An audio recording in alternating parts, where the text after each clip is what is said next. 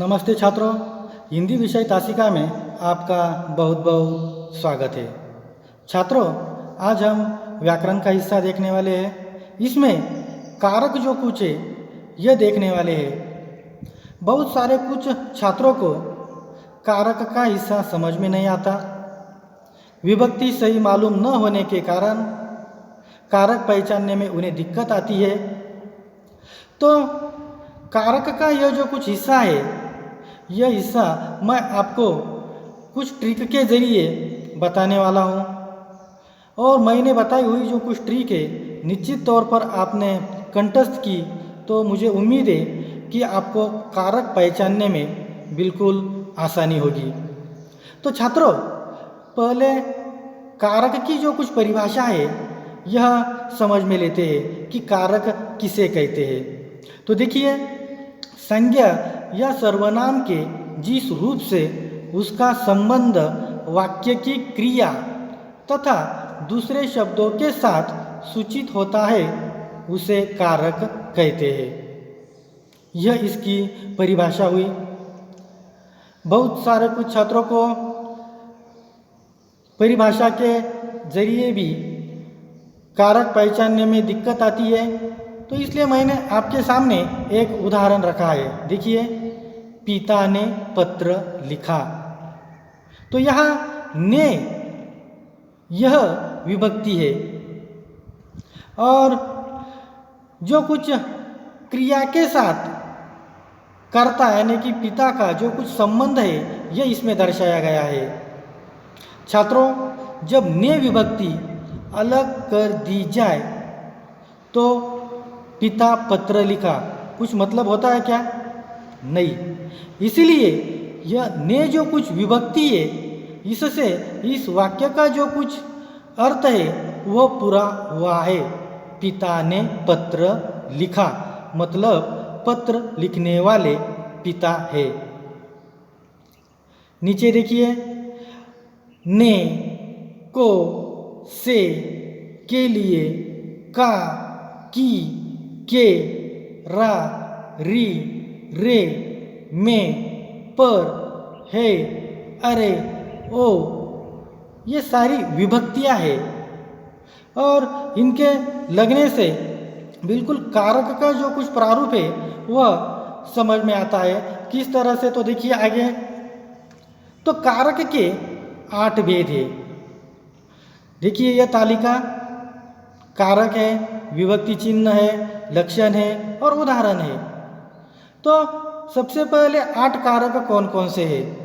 पहला है कर्ता कारक, दूसरा है कर्म कारक, तीसरा करण कारक, चौथा संप्रदान कारक, पांचवा अपादान कारक, छठा संबंध कारक, सातवां अधिकरण कारक और आठवां संबोधन कारक।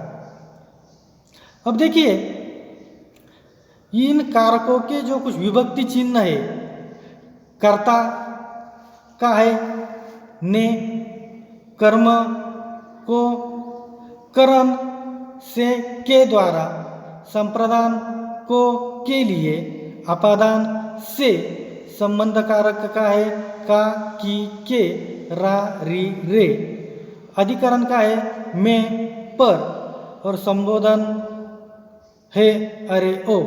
यह इनके विभक्ति चिन्ह है। तो देखिए छात्रों, यहाँ सबसे पहले देखिए, करण कारक में भी से आया है और अपादान कारक में भी से आया है। तो दोनों भी जगहों पर से आया है, तो सही तौर पर कैसे पहचानना? तो देखिए, करण कारक का जो कुछ है यह माध्यम तथा साधन होता है। उदाहरण के लिए, वह साइकिल से आया। साइकिल यह एक साधन है इस तौर पर। और अपादान कारक में जो कुछ से होता है, इसमें अलग होने की जो कुछ भावना है यह होती है इस तौर पर। उदाहरण के तौर पर इसे देखने वाले ही है। तो देखिए, इस तौर पर यहाँ सबसे पहले कर्ता कारक विभक्ति चिन्ह है ने और उसका लक्षण है क्रिया को करने वाला। क्रिया को करने वाला, क्रिया को करने वाला कौन है यहाँ? सुनील ने पत्र लिखा, इसीलिए सुनील ने यह कर्ता कारक है। उसके बाद दूसरा कर्म कारक, विभक्ति चिन्ह है को। मनोज ने चोर को देखा, तो यह मनोज करता है और कर्म चोर। अब देखिए जो कुछ कर्ता का जो कुछ सारा फल है वह कर्म पर पड़ा है, चोर को, इसीलिए चोर को यह कर्म कारक है, मतलब जिस पर क्रिया का प्रभाव पड़ता है। अब देखिए करण कारक, लक्षण है इसका माध्यम तथा साधन तथा क्रिया के साधन के अर्थ में। वह साइकिल से आया, साधन हो माध्यम हो तो करण कारक होता है। संप्रदान कारक को के लिए, माँ बच्चों के लिए दूध लाई। संप्रदान कारक में जिसके लिए क्रिया की जाती है, बच्चों के लिए, इसलिए बच्चों के लिए यह संप्रदान कारक है। अब पांचवा है अपादान कारक। अब देखिए करण कारक में भी से और अपादान कारक में भी से, लेकिन दोनों में बड़ा फर्क है। तो करण कारक में जो कुछ से आता है माध्यम तथा साधन रहता है, और अपादान कारक में अलग होने की जो कुछ भावना है वह रहती है। उदाहरण के लिए देखिए सीमा पेड़ से गिर पड़ी। अब देखिए यहाँ सीमा पेड़ से मतलब अलग होने का जो कुछ भाव है यह व्यक्त हुआ है, मतलब सीमा और पेड़ अलग हो चुके हैं, इसलिए पेड़ से यह अपादान कारक है। इसके बाद है छठा संबंध कारक, का की के रा री रे, मतलब अन्य शब्द के साथ संबंध का जो कुछ बोध होता है। यह सुरेश की कलम है, सुरेश की संबंध दर्शाने का काम करता है, और यहाँ की वेलांटी जो कुछ है यह दूसरी होनी चाहिए, पहली नहीं। पहली हो तो वह समुच्चय बोधक अव्यय होता है। अब आगे सातवां अधिकरण कारक। अधिकरण कारक में क्रिया के आधार के अर्थ में, कप में चाय है में अधिकरण कारक।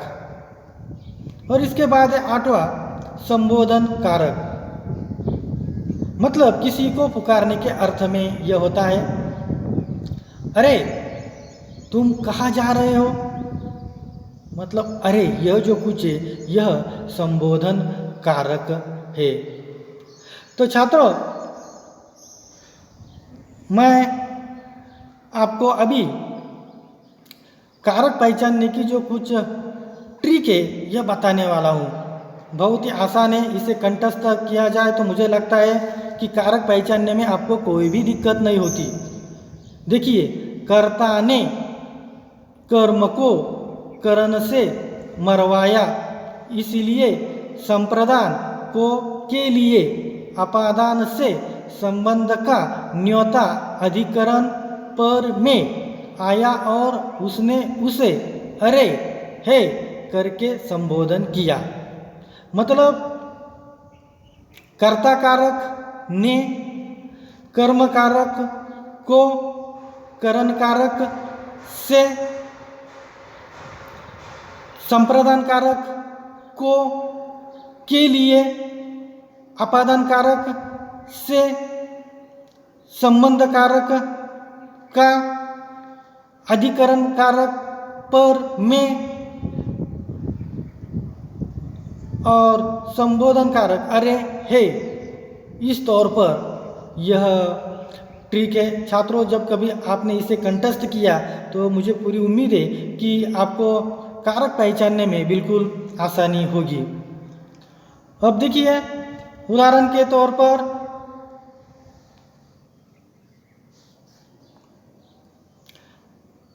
शेर झाड़ी से बाहर आया। तो शेर और झाड़ी अलग हो चुके हैं, इसीलिए यह अपादान कारक है। दूसरा है रमजान ने पैसे दिए। रमजान ने, रमजान यहाँ करता है, इसके आगे विभक्ति लगी है ने, रमजान ने, यह कर्ता कारक है। तीसरा उदाहरण है लड़के ने पेंसिल से चित्र बनाया। पेंसिल से, यह माध्यम तथा साधन है, इसीलिए इसे करण कारक कहते हैं। इसके बाद वह सीता का दूल्हा है। सीता का संबंध कारक। इसके बाद पांचवा है राम ने रावण को मारा। अब देखिए, आप कहेंगे कि यहाँ को ऊपर दिया है संप्रदान कारक में और यहाँ अभी को दिया है, लेकिन ऊपर का जो कुछ को है संप्रदान कारक का, यह किसके लिए है और यहाँ जो कुछ को है यह किसको मारा, इसीलिए रावण को, यह जो कुछ है यह कर्म कारक है। तो इस तरह से छात्रों, यह जो कुछ कारक का हिस्सा है इसकी परिभाषा, उदाहरण और ट्रिक मैंने आपको बताई है। आपको इसे गृह कार्य के तौर पर 5-5 उदाहरण और लिखने हैं। छात्रों, मुझे पूरी उम्मीद है कि आपको यह कारक का हिस्सा पूरा समझ में आया होगा। मिलते हैं अगली तासिका में, तब तक धन्यवाद।